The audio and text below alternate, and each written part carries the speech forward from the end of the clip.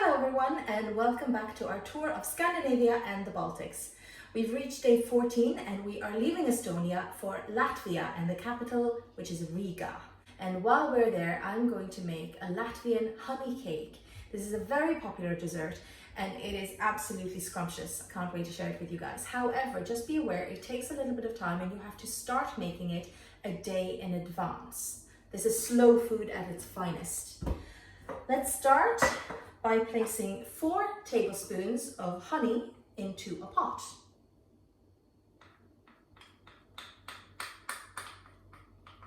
Then I'm going to add 1/4 cup of sugar and 2 tablespoons of butter. I'm going to pop this on heat and stir it until the sugar dissolves and the butter is melted, and then we'll move on to the next step. Next, we want 3 cups of plain white flour. To that, I'm going to add 3 eggs.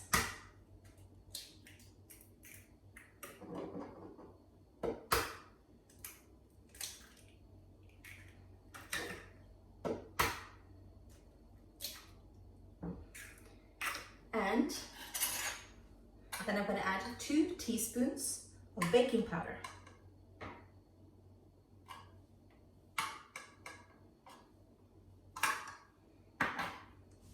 Now our sugar mixture has finished melting away and I'm going to add this to our bowl.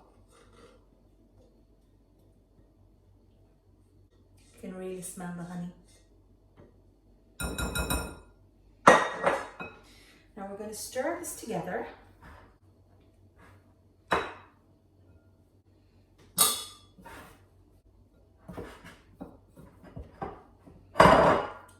And there we have it. It's all come together to a nice dough. There you can see it's very soft, beautifully pliable, still quite warm. Now we're ready to proceed to the next step. Now that our dough is finished, we're going to divide it into 8 pieces. I'm going to put a little bit of flour on my work surface and turn the dough over onto it. The easiest way to do this is just to roll it into a sausage. If you want to be 100% accurate, you can also use a scale, but it's not really necessary. There we go. A very rough sausage, and now we're going to cut it down the middle. Each piece down the middle again.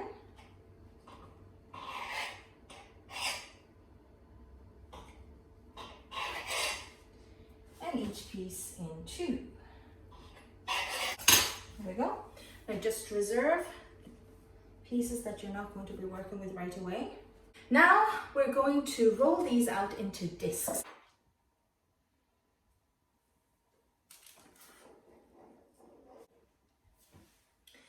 You want to go quite thin when you're rolling this out, and that is because you want it thin enough that it will cover the base of this. And I'm literally just popping this on top and I'm drawing around with a knife. You can see what it looks like. Now I'm going to pop this onto a baking tray and into the oven. I'm going to bake it at 175 degrees Celsius for 4 to 5 minutes, and then I'll show you the result. Our first layer has come out of the oven. I'm going to go over with a knife now in the seam where the circle is. The circle in the middle, that's going to form the first layer of our cake. But we are also going to keep the offcuts around the edges. I'll show you what to do with those later. The last of our cake layers is out of the oven, and this is what they look like. You can see they're quite thin. They're also slightly dry, but they're still soft enough that you can squeeze it a little bit. I'm going to leave those aside now to cool completely. And in the meantime, I am going to take the scraps.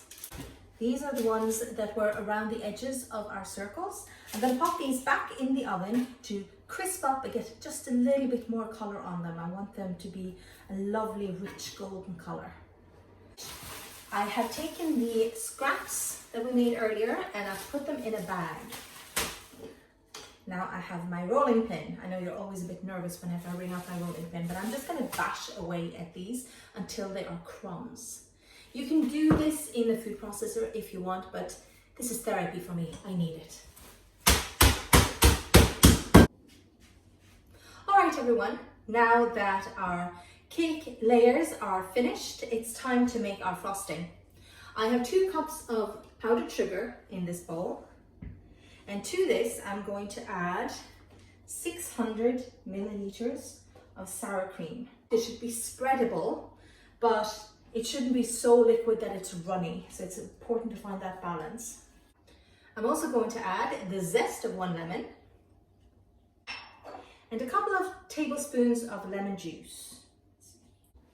Our cake layers are entirely cooled down. You can see I have all my layers here. And now I'm going to start to assemble the cake. I start by putting a layer in the bottom of the cake tin. Now, you'll notice that this is smaller than the cake tin. That's exactly as it should be. And then I'm going to pour some of our beautiful filling on top. Now you want to be slightly generous with this. It's going to set slightly overnight, and a lot of this liquid and filling is going to be absorbed into the cake layer. It's a very similar technique as when you're making tiramisu. And then you just add another layer on top, and you keep going until you have completely assembled your layers. And there we go. Our last layer is in. As you can see here, my tin is full.